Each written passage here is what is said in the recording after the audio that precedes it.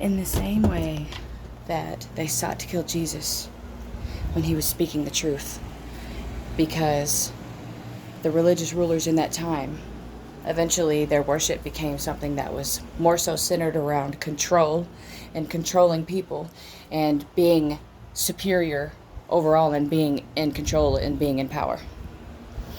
So in the same way, when Jesus started speaking and preaching the truth of the true gospel and the good news, and they sought to kill him because their power felt at risk, their power and control over the people was at risk because Jesus was speaking the truth, and nobody was under the law anymore because he saved them from that law.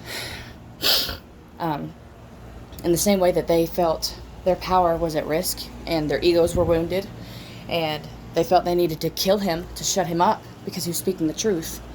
The same kind of thing happens with people who speak the truth about something and then they just mysteriously end up dead.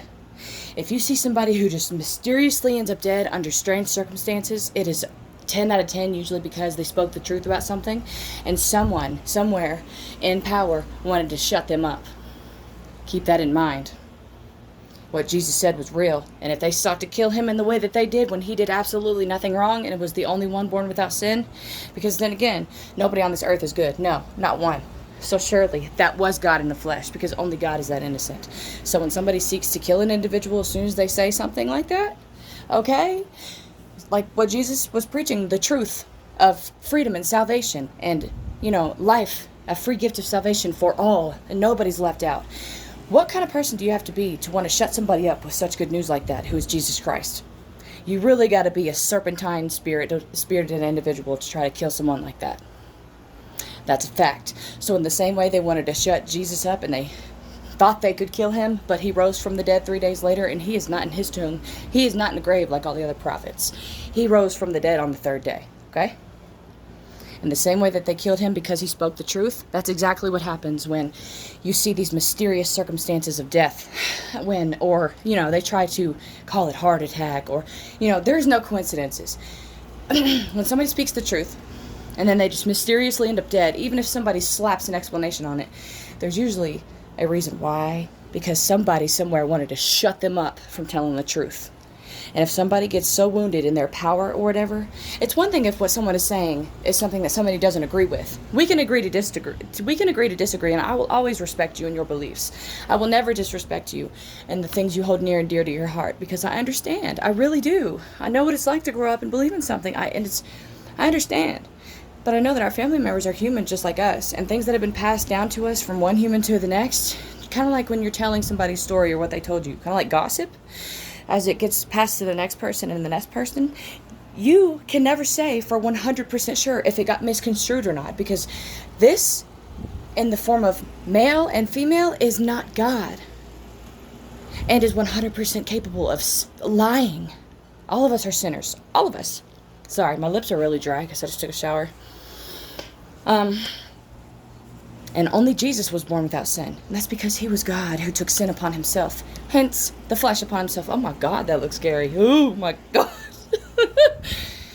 But when somebody ends up mysteriously dead under those circumstances, somebody's trying to shut them up.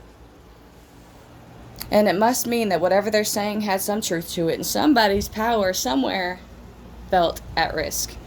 If you are living a life where you feel like you always have to have control and power over others, not only is that, I can't imagine how stressful that. You want to sit here and have to babysit the entire human race so much so you want to have control over them? You've lost your rabbit mind. No way in hell would I want to be in full control over everyone. Ew. Not only would that be boring and gross, but then there would be no diversity. There would be no beauty in everybody being their own person and being different. There would be no evolving in intelligence. Just, there would only be a limit based on one person, whoever's in control. Ew, gross. And the only kind of thing that would make that happen is if somebody's completely against the truth and against love and against growth and wants to put a complete limit on everybody's intelligence and make sure that they can't figure out what's going on. Antichrist. Thank you. Because Christ is the truth. So anything that is anti-Christ is anti-truth. Anything that is anti-truth is anti-God. The darkness cannot comprehend the light because the darkness has no light and will not prevail. Where do you think life came from? Light. Where do you think death resides? Darkness. Life, light, death, dark. Life, light, death, dark. But death has been defeated. So when our flesh is no longer what our spirit resides in, and we are a free spirit, wherever we go, depends on your choices. But just keep that in mind. When something mysteriously happens and somebody ends up hurt, or, do not ever put it past a human being to try to harm someone and shut them up because somebody's telling the truth. I don't like the thing with UFOs. I just saw a video not too long ago about apparently a UFO video that was taken on Reddit, and somebody deleted it off there. First of all, everybody knows about this UFO thing, so attempting to keep it a secret is just retarded. Second, when the rapture happens, they're going to try to make it look like some kind of alien, like invasion or something, I'm sure. Why ignore the Bible? Not only are you not going to stop God, but you're not going to stop his love for you. No matter how much of a jerk or a selfish asshole you are to God, he's going to love you no matter what. And you are going to feel so bad when you realize everything he said was true and you ignored it, all based on your little temporary ego that all you had to do was throw away. And you sent yourself into a place where Satan now has spiritual and physical legal right over you, because you signed your rights over by worshiping him through your ego and completely rejecting God and his truth and trying to cover up everything God does.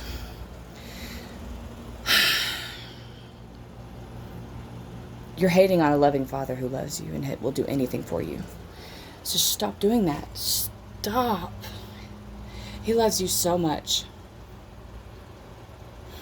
Do you know how sickening it is? You know how I've heard stories of, people who had near-death experiences, and they just, there was one story that I remember I'll never forget, of a guy who, he ended up in hell. And the moment he came to consciousness as to where he was and what was going on, he immediately realized how much God loved him his whole life and how good he really was to him his whole life. And now he's in hell. And the worst part about being in hell was the fact that God loved him that whole time, and he just ignored it because of his selfishness and his ignorance, and he blamed most of the things that he went through in life on God because he didn't make an attempt to understand it better and just took his understanding and ran with it as if only his is the right understanding, and there's never anything that could be any more correct than his own understanding. There's also a story of a guy who ended up he was dead for like 28 minutes. And I think he said when he was in hell, it was just people upon people upon people. It's like a bowl of maggots almost. People were biting and scratching and trying to get out. Everybody's crawling. It's like a bunch of worms and trying to get to the top. And I think he said it was that hell was alive. Like the walls in that place were alive. And he tried to crawl to the wall just to escape being bit and scratched over and over. And he finally made it to the wall and tried to climb up. And he said this giant demon appeared out of nowhere and had a whip and cracked him on the back with it, and it damn near split him in half, and he fell back down. And he said he could hear Jesus intervening on his behalf with God, because in hell you can see heaven. You can see heaven and what's going on up there and see everything you're missing out on. All of it. And Jesus was intervening on his behalf. And finally, here comes Jesus, this bright light coming down faster than fast. And all these demons start freaking out and running away because Jesus is the boss who's running things. Even demons tremble at the name of Jesus, because demons even know that Jesus is real. I mean, come on, all these people who sit here and worship Satan, the dominion of that Satan you worship, even they are terrified of Jesus because they know what's up. School yourself, read the Bible, get in real good with the Word, because in the beginning was the Word, and the Word was God, and the Word is God. That's Jesus, I'm telling you. Jesus took sin upon himself. Hence, he was manifest as God with flesh upon himself to come to us. And again, this message is just, if you see somebody who's speaking the truth and what they're saying makes sense, but it seems too far-fetched, possibly, or, it could seem anyway based on your opinion, then they end up magically, they end up murdered or dead under strange, shady circumstances, or they just disappear. Someone somewhere wanted to shut them up. I'm sorry, but anybody who believes in God and is a true servant of God would never go about murdering someone, or anyone for that matter. Anybody who goes about murdering others because of their radical beliefs, they are worshiping Satan, and their knowledge has deceived them to a path leading straight to hell. It is not that hard to see. God would never, ever want you to kill others. Ever. Under any circumstances. He is a God of love. And if you haven't noticed, love is automatic, even in infants. But hate is manufactured by man. And hate is self-destructive. Hate, if there was an atom that had hate within it, it would self-destruct and collapse in on itself. And it wouldn't last long anyway. Because it is a negative thing. Positive, even in science, I think it's positive particles last longer than negative ones. This is the truth. And you can agree to disagree. But when I had my spiritual awakening, I became completely interested in quantum mechanics and especially quantum entanglement and just all the things that happen within the microscopic air all around us and within us, because it holds secrets that only when you are in a place of true intimacy and closeness with God. And when I say intimacy, a lot of people's minds go to an inappropriate place. When I say intimacy, I mean like best friend, my father, my love of my life. And Jesus is like the love of my life. Like I am in love with him like the way a woman would be in love with her husband. And I can't describe it. And you call it wrong if you want, but you can't tell me that being in love with Jesus is wrong. And it's not even in a sexual manner. Like there is no, I'm abstinent. Abstinent. I wear this on my hand every day for God. I don't even care for sex. I don't care. It's gone. I feel like a kid. But I love him like a wife loves a husband. I can't put it into words.